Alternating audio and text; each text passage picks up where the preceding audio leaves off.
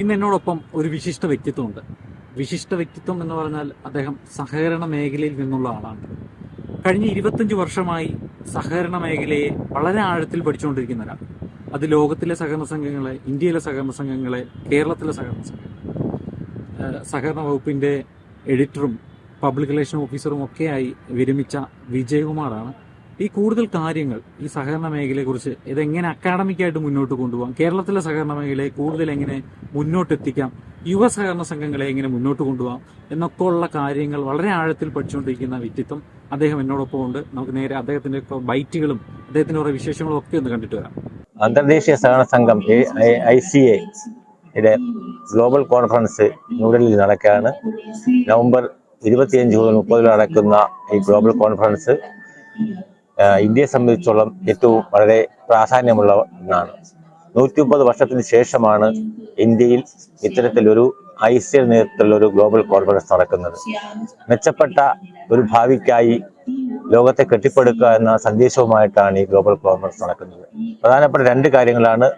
വിവിധ രാജ്യങ്ങളിലുള്ള സഹകരണ മേഖലയുടെ വളർച്ചയും വികാസത്തെക്കുറിച്ചുള്ള പ്രതിപാദനത്തോടൊപ്പം തന്നെ 2025 അന്തർദേശീയ സഹകരണ വർഷമായി പ്രഖ്യാപിക്കുന്നതും ഇവിടെ വെച്ചാണ്. ഇത് 2ാമത്തെ ഇന്റർനാഷണൽ ഇയർ ആണ്. ഇതിനു മുമ്പ് 2012 ഇതുപോലെ തന്നെ അന്തർദേശീയ സഹകരണ വർഷം ആചരിച്ചിരുന്നു. അതിനുശേഷമാണ് 2025 വീണ്ടും 2ാമത് അന്തർദേശീയ സഹകരണ വർഷം ആരംഭിക്കുന്നത്. പ്രധാനമായും ഐക്യരാഷ്ട്രസഭയുടെ സുസ്ഥിര വികസന ലക്ഷ്യങ്ങൾ പൂർത്തിയാക്കുന്നതിന് വേണ്ടിയുള്ള പ്രയാണത്തിൽ സഹകരണ പ്രസ്ഥാനത്തെ എത്രത്തോളം കൂടുതൽ ഉൾപ്പെടുത്താം, അതിനുവേണ്ടി ലോകരാജ്യങ്ങളിലൊക്കെയുള്ള സഹകരണ പ്രസ്ഥാനത്തിൽ എന്തൊക്കെ മാറ്റങ്ങൾ വരുത്തണം, നിയമം ഉൾപ്പെടെയുള്ള പല കാര്യങ്ങളിൽ എന്തൊക്കെ മാറ്റം വരുത്തുന്നതിനെ കുറിച്ചുള്ള പ്രധാനപ്പെട്ട ചർച്ചകളാണ് ഇവിടെ നടക്കുന്നത്. ഇതുവരെയുള്ള കണക്കുകൾ പരിശോധിച്ചാൽ സുസ്ഥിര വികസന ലക്ഷ്യങ്ങളിൽ 17% വരെ മാത്രമേ അച്ചീവ് ചെയ്യാൻ കഴിഞ്ഞിട്ടുള്ളൂ എന്നുള്ളതാണ് ഐക്യരാഷ്ട്രസഭയുടെ റിപ്പോർട്ട് തന്നെ സൂചിപ്പിക്കുന്നത്. അതുകൊണ്ട് തന്നെ ഒരു വികസന രംഗത്തും അതുപോലെ തന്നെ സമത്വം, സാഹോദര്യം, തുല്യത എന്നിവയൊക്കെ ഉൾക്കൊള്ളുന്നതിന് വേണ്ടി പ്രവർത്തിക്കുന്ന സഹകരണ പ്രസ്ഥാനത്തെ എത്രത്തോളം കൂടുതൽ ഇതുമായി ബന്ധപ്പെടുത്തിക്കൊണ്ട് ഈ സുസ്ഥിര വികസന ലക്ഷ്യങ്ങൾ മെച്ചപ്പെടുത്തുന്നതാണ് പ്രധാനമായി ഇവിടെ നടക്കുന്ന ചർച്ചകൾ. കേരളത്തിലെ യുവ സഹകരണ സംഘങ്ങൾ എന്ന് പറയുന്നത് കേരളത്തിലെ സഹകരണ പ്രസ്ഥാനത്തിലെ ഏറ്റവും വലിയ മുന്നേറ്റമാണ്. വളരെ ലക്ഷ്യബോധത്തോട് തുടങ്ങിയ ഒന്നാണ് യുവ സഹകരണ സംഘങ്ങൾ. 3 വർഷമായത് നിലവിൽ പ്രവർത്തിച്ചുകൊണ്ടിരിക്കുകയാണ്.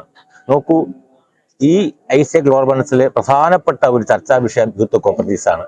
കഴിഞ്ഞ ദിവസം ഫിലിപ്പൈൻസിൽ നിന്ന് വന്ന 10 വയസ്സുകാരിയ ഒരു കുട്ടി താൻ എങ്ങനെയാണ് സഹകരണ പ്രസ്ഥാനത്തിനോട് സ്നേഹം ഉണ്ടാക്കിയതെന്നും എങ്ങനെയാണ് സഹകരണ പ്രസ്ഥാനം ഉണ്ടായതിനെ കുറിച്ചുള്ള വലിയൊരു അവതരണം. ഒരുപക്ഷെ ഈ സമ്മേളനത്തിലെ ഏറ്റവും വലിയ ഒരു എക്സൈറ്റ്മെന്റ് ആയിട്ട് ഞാൻ കരുതുന്നത് അവതരണമാണ്. സ്കൂൾ പഠിക്കുന്ന കാലം മുതൽ തന്നെ നമ്മുടെ നാട്ടിലെ സഞ്ജയിക പോലെയുള്ള പ്രവർത്തനങ്ങളിൽ ഇടപെട്ടുകൊണ്ട് സഹകരണ പ്രസ്ഥാനത്തെ പറ്റി മനസ്സിലാക്കി 10 വയസ്സുകാരി തന്റെ സ്കൂൾ ടീച്ചറോടൊപ്പം തന്നെ ഈ കോൺഫറൻസിൽ വന്ന് വളരെ വികാരഭരിതമായിട്ട് അവരുടെ അവതരണം കേൾക്കുമ്പോൾ തന്നെ നമ്മുടെ നാട്ടിലും ഇത്തരത്തിലുള്ള സ്കൂൾ കോപ്പറേറ്റീവ്സ് അതുപോലെ സംഗതികളെ വളർത്തിക്കൊണ്ട് മാത്രമേ നമുക്ക് യുവ കോപ്പറേറ്റീവ്സിനെ അല്ലെങ്കിൽ യുവാക്കളെ കൂടുതലായി സഹകരണ പ്രസ്ഥാനത്തിലേക്ക് അടുപ്പിക്കാൻ കഴിയുമെന്ന് വിശ്വസിക്കുന്ന ആളാണ്. നമ്മുടെ യുവ സഹകരണ സംഘങ്ങളെ കുറച്ചുകൂടി ലക്ഷ്യബോധമുള്ള ഒരു കാര്യപ്രാപ്തിയുള്ള സംഘത്തിലേക്ക് മാറ്റുന്നതിന് അത്യാവശ്യം വേണ്ടിവരുന്ന പരിശീലന പരിപാടികളും അതുപോലെ മറ്റു പ്രവർത്തനങ്ങൾ ഏർപ്പെടുത്തണം. യൂത്ത് കോപ്പറേറ്റീവ്സ് തന്നെയാണ് ഭാവിയിൽ സഹകരണ പ്രസ്ഥാനത്തിന് യുവാക്കൾ കടന്നു വന്നാൽ മാത്രമേ ഭാവിയിൽ സഹകരണ പ്രസ്ഥാനം നിലനിൽക്കൂ എന്നുള്ള തന്നെ വലിയ സന്ദേശമാണ് ഇവിടുത്തെ പല ചർച്ചകളിലും പല പ്രഭാഷണങ്ങളിലും പല ഡോക്യുമെന്റുകളിലും കൂടി എനിക്ക് മനസ്സിലാക്കാൻ കഴിഞ്ഞു.